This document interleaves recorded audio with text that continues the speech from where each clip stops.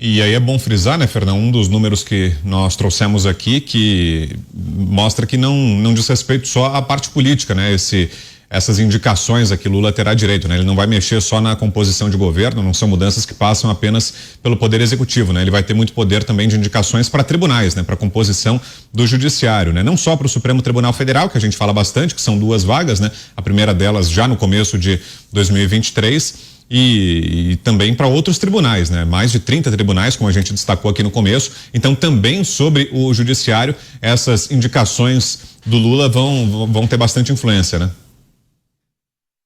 Isso aí serve para garantir, vamos dizer, pode acrescentar uma segurança maior para ele de que não haverá reação desses poderes que já estão eliminados.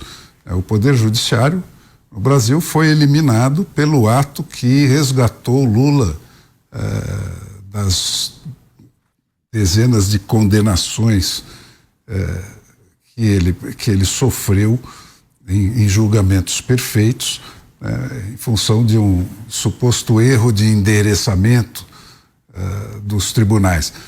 Mas não para muito mais do que isso, porque o judiciário brasileiro não existe mais, né? O Alexandre de Moraes sozinho, ou qualquer um dos outros ali que eventualmente substitui o Alexandre, elimina leis, elimina sentenças do STJ.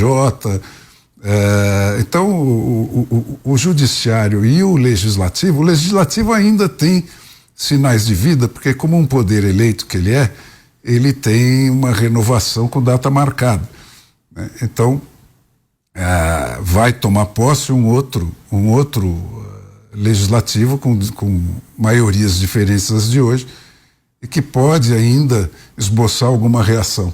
Mas o judiciário está absolutamente inerte, porque na medida que você anula liminarmente, por um ato monocrático, as sentenças de 9 juízes diferentes em 3 instâncias do judiciário, você eliminou o judiciário, praticamente. Você falou, olha, nada do que vocês fazem vale coisa nenhuma.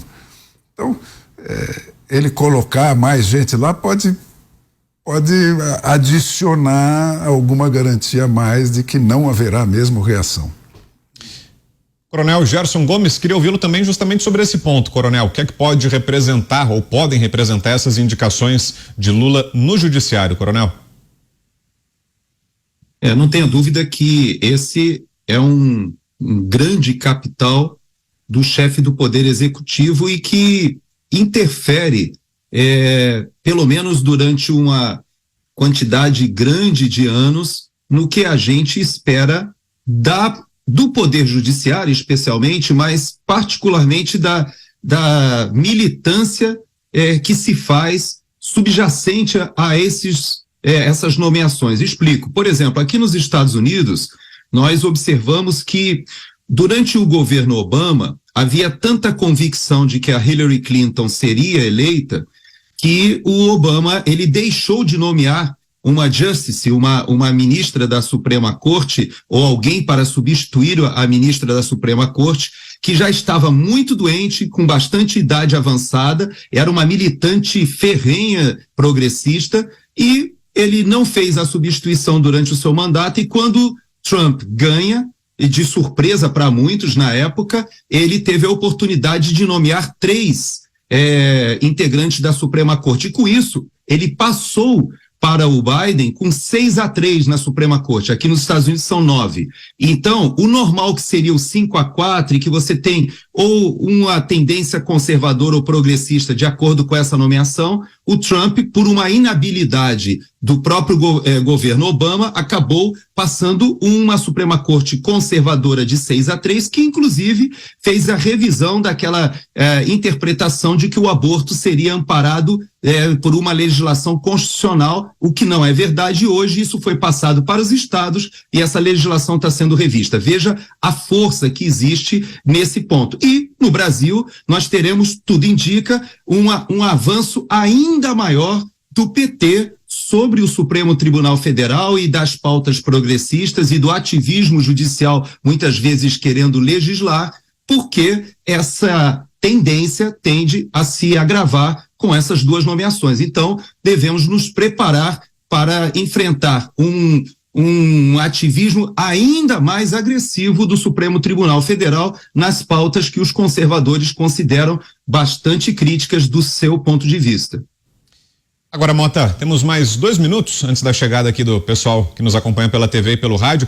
Queria te ouvir também sobre isso, sobre a influência de Lula no judiciário, o que pode representar, o que podem representar essas indicações.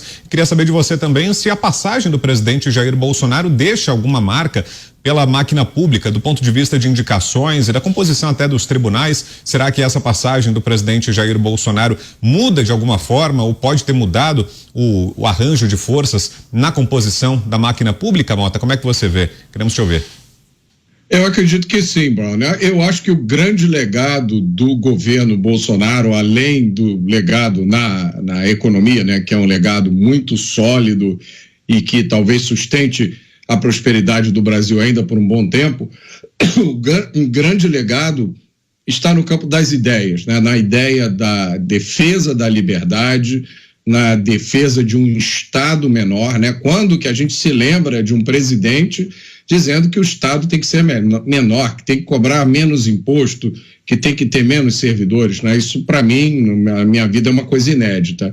Essas nomeações para o judiciário são coisas normais, são coisas de rotina, fazem parte da República. O que assusta a gente, e isso não é um fenômeno que está acontecendo só no Brasil, mas a gente vê isso acontecendo também nos Estados Unidos, a gente está vendo isso acontecer agora no drama do Twitter, né? No Twitter Gate, quando está se revelando com base em documentações do próprio Twitter, a interferência de agências do governo americano, do FBI e de outras agências dentro do Twitter. Então, essa nova censura, esse novo totalitarismo, esse desejo de monopólio do poder, isso é que assusta.